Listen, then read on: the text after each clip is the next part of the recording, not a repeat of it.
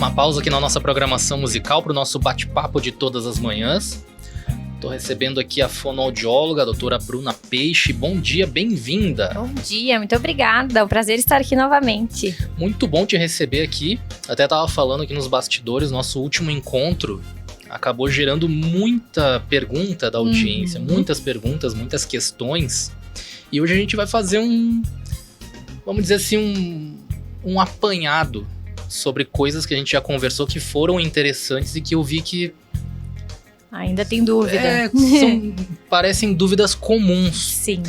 O que eu mais recebi, que hoje eu entendo, mas antes eu não entendia, quais os primeiros sinais de perda auditiva que geralmente passam despercebidos? Os primeiros sinais de perda auditiva geralmente são aqueles que a gente vê nossos pais, tios, avós, aumentando mais o volume da televisão e do rádio, pedindo pra gente repetir o que a gente fala com frequência. Geralmente não acompanha direito a conversa, responde coisas que não foram perguntadas, alguma coisa parecida, né, que ele não entendeu direito. São esses os primeiros sinais de perda auditiva, assim, os mais comuns, né? Aí a gente tem alguns outros, que pode ter relação ali com esquecimento, geralmente relacionados à memória de curto prazo, memórias de questões recentes. Então também pode ter relação com a perda auditiva. A gente tem que realmente ficar alerta para isso. Depois que a gente começou a conversar com uma frequência aqui, eu comecei a olhar até melhor para os meus hábitos. Bem isso que tu disse. Por que eu tô aumentando o volume da TV? Ou até mesmo olhando os outros também. Sim. Por que o celular tá tão alto? A gente presta mais atenção. A gente vai prestando mais atenção, né? Exatamente. É bom a gente escutar sobre assuntos que a gente não conhece muito, justamente para isso, pra gente conseguir prestar atenção nessas questões, né? E como diferenciar uma dificuldade que seja momentânea, vamos dizer, de audição, com um problema que realmente precisa de muita atenção? Olha, geralmente, mesmo que seja uma questão momentânea, vale uma avaliação, tá? O que pode ser uma questão momentânea? Às vezes um excesso de cera, e aí a gente vai ter uma diminuição da audição, vai ali, vai fazer a limpeza corretamente e vai perceber que a audição vai voltar ao normal, entre aspas, digamos assim. Mas eu sempre falo para os pacientes, mesmo que seja uma questão momentânea, eu tive um zumbido por uma época e ele passou. Podia ser um estresse. Eu tava com mais dificuldade de entendimento, mas eu tava muito cansada. Podia ser também dessa questão, porque a audição, ela também é comportamental, né? Depende muito se eu tô cansada, estressada, às vezes eu fico com mais dificuldade de fazer uma interpretação do que estão me falando. Mas a gente precisa de uma avaliação. Até eu acho que é importante, que é uma questão que às vezes a gente não fala muito, é que nem sempre as otites, que são as infecções de ouvido, elas vão causar dor ou vão sair secreção. Então, às vezes, elas são silenciosas. Então, se a gente pega e faz uma avaliação, a gente vai conseguir perceber uma alteração e vai conseguir encaminhar para o médico otorrino fazer a realização ali do tratamento correto. A gente geralmente vê na visão que o cansaço tá alterando ali, que o cansaço bateu, mas também afeta a audição, então. Sim, muito. Por exemplo, quando a gente vai fazer as avaliações auditivas de pacientes que trabalham no barulho, a gente geralmente pede o repouso auditivo, né? A gente pede que eles façam um repouso de 12 horas, 14 horas, dependendo ali do serviço, para fazer a audiometria. Então, eu peço que o paciente geralmente venha de manhã, né, para ele estar em repouso absoluto e a gente poder fazer o exame. Se eu faço esse exame de tarde, eu já peço e vejo uma alteração, eu já peço para ele repetir em um outro momento de manhã, porque pode ser uma questão comportamental. Se ele tá mais cansado, ele vai estar com um pouco mais de dificuldade de me responder pro exame. Então, sim, tem essa questão. Isso é muito interessante mesmo. A gente falou também sobre zumbido.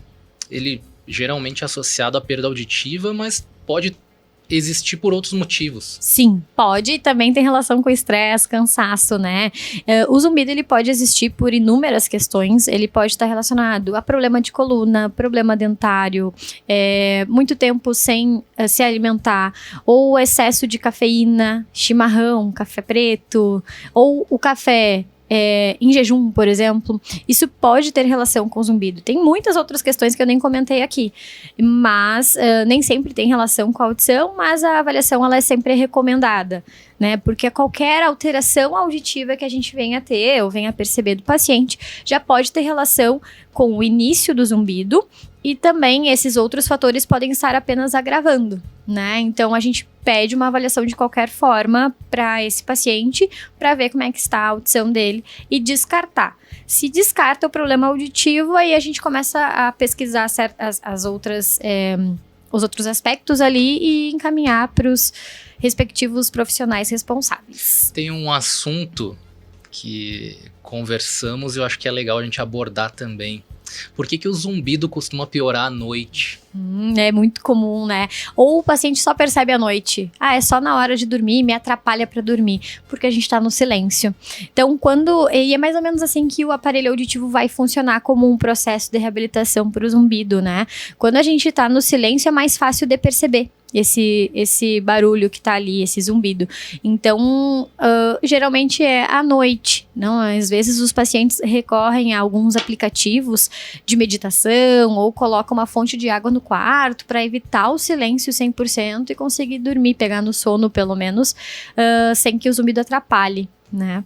Mas sim, pode tem chamado de ruído branco, né? Isso, tem o ruído branco, é muito usado também. Dentro dos aparelhos auditivos, a gente também tem um gerador de som, né? Então, tem o aparelho, ele é considerado o melhor tratamento para o zumbido, quando tem ali a presença da perda auditiva. Então, assim, a gente pode já usar só o volume do aparelho auditivo para tentar combater o zumbido, mas a gente também pode usar o gerador de som. E aí a gente tem os diferentes tipos de ruído que a gente pode colocar ali nesse processo. Que bacana isso. Quero te perguntar, Bruna, o que uma clínica como a Amplisound oferece no processo de diagnóstico e de acompanhamento? Eu imagino que tem muita gente que está nos ouvindo agora, ou que se identifica com o que a gente está falando, ou conhece alguém que está nessa situação. Sim.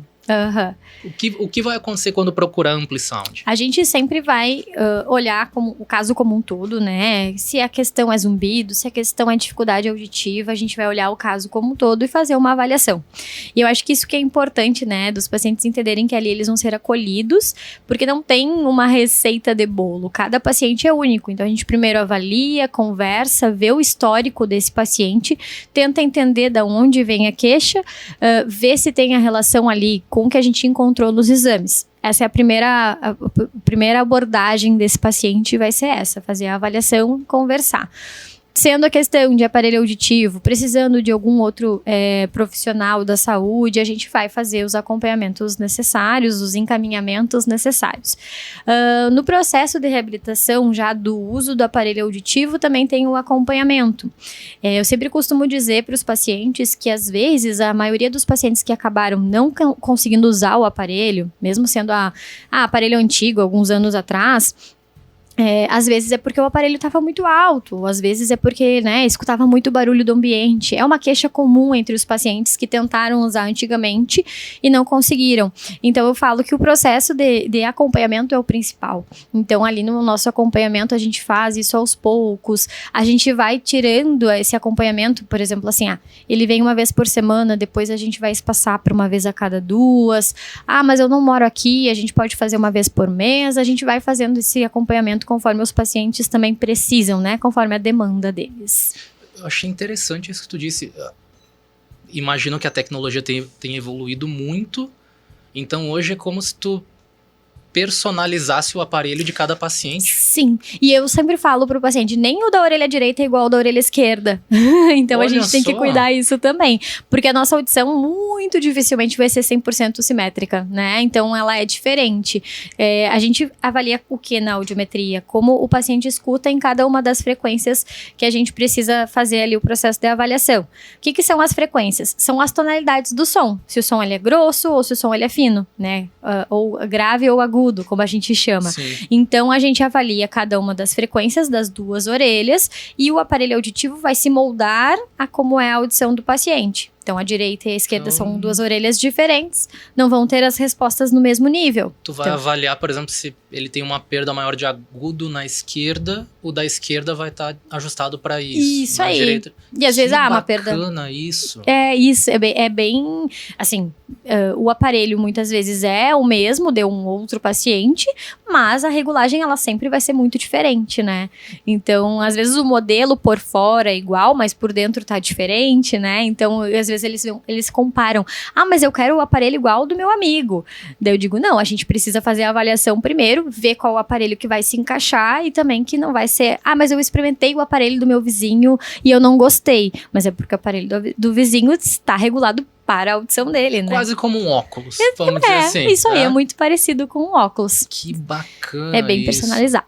E como tu me falou em outro momento, o aparelho também pode se conectar já com o celular, com televisão, enfim, né? Sim, pode fazer essa conexão. Inclusive, daqui uns dias a gente está indo na casa de uma paciente para fazer isso, de colocar na televisão também, para o paciente conseguir ouvir o aparelho direto, o som da televisão direto no aparelho. Também a gente tem essa possibilidade, né? Então, sim, hoje ele se conecta com celular, com televisão. Às vezes, dependendo do computador, a gente consegue fazer essas conexões para o paciente conseguir ouvir uma reunião, ouvir um programa, né? Enfim, no celular também, áudio do WhatsApp, YouTube, então é bem legal. É realmente trazer de volta uma vida digna e completa para todo mundo, né? Exatamente. A gente sabe também, a gente já conversou sobre isso, os efeitos negativos da audição ruim, né? Exato. E não é só comunicação, né? Eu digo só entre aspas, né? Porque comunicação é muita coisa, mas ele tá relacionado à qualidade de vida, estilo de vida dos pacientes também, né? Exato. Para você que tá nos ouvindo, você pode entrar em contato com a Amplisound, você vai conversar com a Elisandra, tá aqui nos estúdios, vai te atender muito bem. 3011 0297, DDD 54 aqui em Farroupilha, 3011 0297. Tô com uma dificuldade auditiva, conheço alguém que tá com uma dificuldade auditiva, ou quer tirar uma dúvida mesmo, entre em contato com a Amplisound. Também lá no Instagram, Amplisound RS. Amplisound RS, bem facinho de encontrar. E além disso, tem muito material bom lá no perfil da Amplisound. Bruna, obrigado por ter vindo mais uma vez. Muito bom a gente poder conversar. Eu que agradeço a atenção e a disponibilidade de vocês, e sempre muito bom, o tempo passa rápido, a gente nem vê. Exatamente.